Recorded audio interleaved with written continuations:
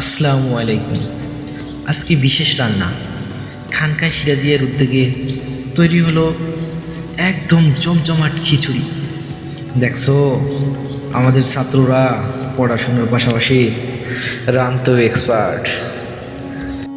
কে যেন বলছে যত বেশি গুড়াবে তত বেশি মজা হবে খিচুড়ি। তাই তো আমাকে ছাত্ররা এত বেশি গুড়াইতেছে। দুই চুলায় পাল্লা দিয়ে জাল দিতেছে, দেখতেছে কাঠটায় আগুন বেশি জ্বলতেছে, কোনটা আগে তৈরি হবে। বেশি জাল দিলে স্বাদটাও বেশি মজা হইব। খিচুড়ি শুধু পেট ভরায় না, নিয়ে আসে হাসি। তাই তো আমরা খিচুড়ি খাইতে এত ভালোবাসি। ইসিরে, রান্না শুরু করার আগেই তো গিরানে পেট বইরা যাইতেছে।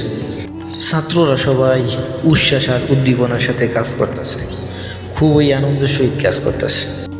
তারা একজন সবাই নিজে বড় বাবুর্চি দাবি করতেছে, অথচ তাদের কাছে বাবুর্চির কোনো সার্টিফিকেটই নেই।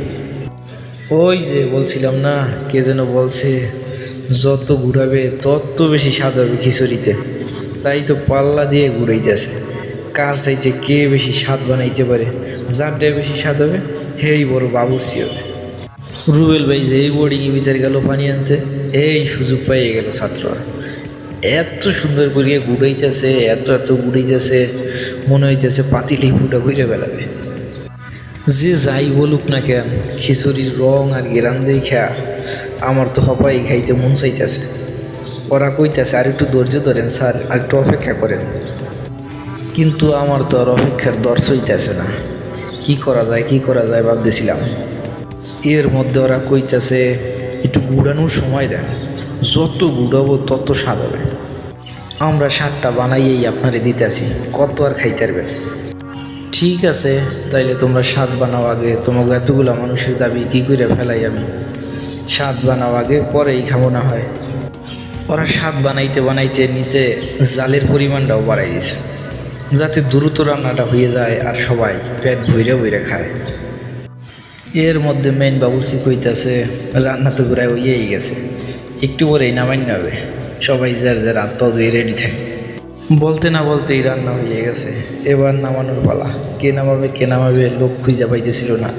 শেষ পর্যন্ত একজনকে ধইরা নিয়ে আইলো, তোর এই নামাতেও।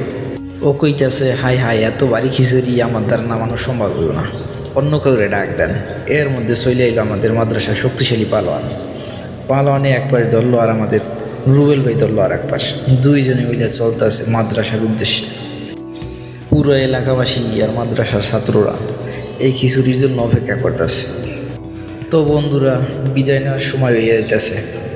দেখা হবে পরবর্তী অন্য কোনো ভিডিওতে।